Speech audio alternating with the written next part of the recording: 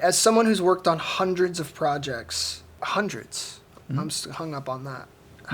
You think it's how many do you think it is? Hundreds. Hundreds. And How about this? I did hundreds of just episodes of television. Right. Forget projects. But that is just one show would be one project. So yes, of the hundreds I've done. Do you still think it's hundreds? Yeah, I do. Okay. You can go on IMDb and check it out. I mean, Entertainment Weekly, it's Entertainment Weekly. That's right. Okay. Not Mistaken Facts Weekly. I screwed up focusing on that. When you start playing a scene with someone for the first time, what are the telltale signs that they really know what they're doing? It goes back to the David Mamet thing about being honest. Like, you can tell honesty in an actor's work very, very quickly. That's why I'm always blown away. And I know you and I talk about our favorite moments in movies all the time. Yeah. And we always love the same things, with these little tiny, usually by characters who may only have one or two lines. Yeah. And you can kill if all you're doing is being honest, and you're not trying to stand out. You're not trying to put any top spin on the ball, any mustard on it. You're just doing what's required for the story. Thank you. John Spencer used to get more mileage out of "Thank you, Mr. President." He could make "Thank you, Mr. President" mean 100 different things. Thank you, Mr. President. Thank you, Mr. President. Thank you, Mr. President. But it was always in service of the story. Notice he didn't say me. You're famously a big part of the longest walk and talk shot in the history of the West Wing. How did you handle the technical challenge of that? Hold on. Can't talk I now. must be reading this wrong. Is it asking me how you walked and talked on camera? That can't be right. We'll go to the next question. I had really, really important things to say about it. I'm sure you did, man. Real people want to know. Fine. Let me read it again. No, I'm kidding. How did you handle the walk and talking? When you say it like that, that's the question. how did you handle? They're not asking me how I handled walking and talking. Is there? I must not. I gotta watch the show. I remember this. I think it was the third episode we ever did, and it starts with in a ballroom with like 250 black-tied background artists.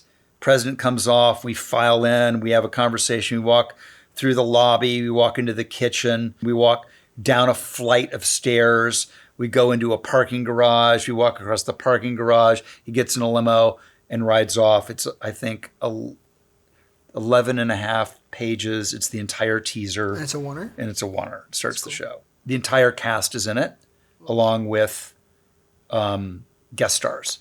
So I just remember at one point I had to be in the front of the scrum talking to the president, then let other actors come up and have their moments, and then I had other lines where I had to work our way up. We rehearsed it for 6 hours, went to lunch, and then shot for 9 hours. We did 35 takes, some of them uncompleted. I think we had 5 completed takes, and we never finished it. The producer just pulled the plug. Whoa. There was never a moment where we went, oh, we got it. Never happened. Because inevitably at some point in that, the line would be, oh, Mr. President, by the way. And somebody would say, Mr. President, by the way. And Aaron would take his earphones off and go crazy. Oh, wow. On Parks and Rec, as a group, how did you develop that sense of when to play something big versus when to take a backseat to someone else? That's a good question. So, like, when you let somebody else have their moment. I feel like you and I have talked about that, too. That's the beauty of working in an ensemble, which I love, being on a team and, like, knowing when it's your solo and knowing when you're playing underneath, knowing when, and it's an art. And because it has the perfect amount of generosity and competition. Ron Swanson. Ron Swanson. Okay. I'm Deputy Director Leslie Nope. Leslie Nope. It is fantastic to be here. All of the great ensembles, and I've been super lucky because comedic ensemble Parks and Rec, Dramatic Ensemble, West Wing, I put them up there with any that have ever been. And the commonality in the actors is each actor has an amazingly unique, equal part competitive murderer and unbelievably generous. And you don't get it. You don't get the results without both. I mean, Chris Pratt is as funny as any person who's ever lived. Yeah, and he knows where to sit in the pocket. Same with Amy Poehler, Aziz, Nick, Rashida, Retta, Jim O'Hara. I mean, everybody is a killer. Okay, aside from just acting, you've directed, and we've also both worked as writers and producers. What have you learned from being in all those other positions that's made you a stronger actor? It's a good question. Yeah, for sure. It's the thing that's helped me most is being in the editing room and learning the technical discipline of editing. It's made me a way better actor. You learn what's important and when it's important based on what you're going to put together in an editing room. And I think every actor should spend time in an editing room. I completely agree. And writing, too. I think seeing how so much of that initial script breakdown, I'm co-opting part of this answer. But, you should. But the amount of younger actors I've worked with or even like help self-tape, and they don't necessarily fully know how to break down pages or like read the subtext. What was the David Mamet quote about that? It's like, oh, well, it's very controversial because a lot of actors don't like David Mamet's. They interpret Mamet's worldview as actors should shut up and say the words. Right. No. Which actually is not what he's saying. No. What he's saying, he says, an actor's job is not to provide the drama. That is the writer's job. The actor's job is to tell the truth. Well said. What character do you think is the most similar to you that you've ever played, and what do you think is the least similar to you? It's a combination of Chris Traeger and Sam Seaborn. Okay. We're the most similar. Well, I've never seen The West Wing, so I don't know. It's a good show. This is sort of like a distant father on that show or something? It's a good show. Okay. But you knew who Aaron Sorkin was. I love Aaron Sorkin. But you didn't even watch The West Wing. I'm sure it's great. Okay, who is the farthest from you? The farthest? Oh, like my character in Behind the Candelabra. But first, we gotta slim him down. I have a terrific diet. The California diet. Guaranteed loss of 15 pounds in 4 weeks. I thought you might say that, and I'm not sure. That's You're not true. sure?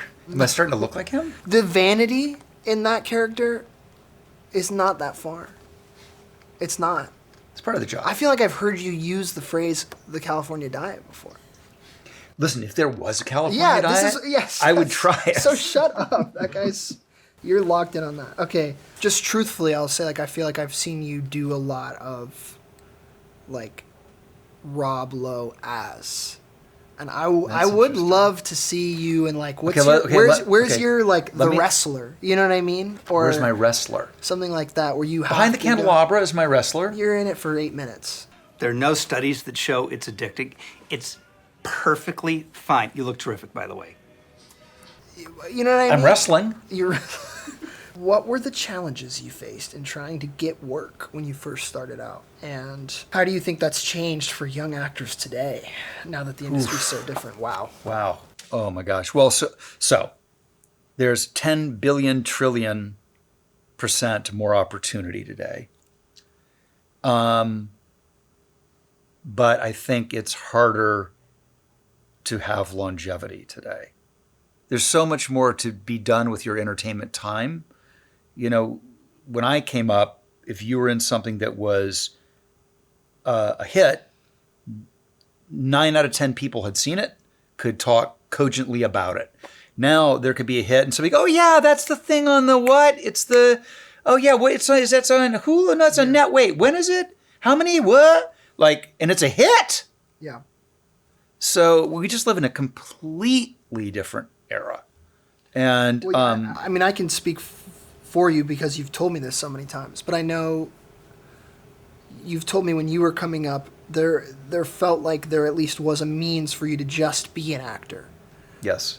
or just be a writer or just be a director. Not that there's not now, but it's. I know you told me when I was younger, like diversify yourself because there's more need for that nowadays. It's demanded. Yeah. I mean, this is going to sound insane, but there were the A-list stars of the day, the respected. They wouldn't dirty their hands by promoting their movies. It's beneath them. And look at us now. Who is your mentor? Bernie Brillstein, my very first manager, legendary manager who discovered Jim Henson and the Muppets and everybody on Saturday Night Live. He'd always say, I want to make sure I get this right. It's better to be a hit in a shit than a hit in a shit.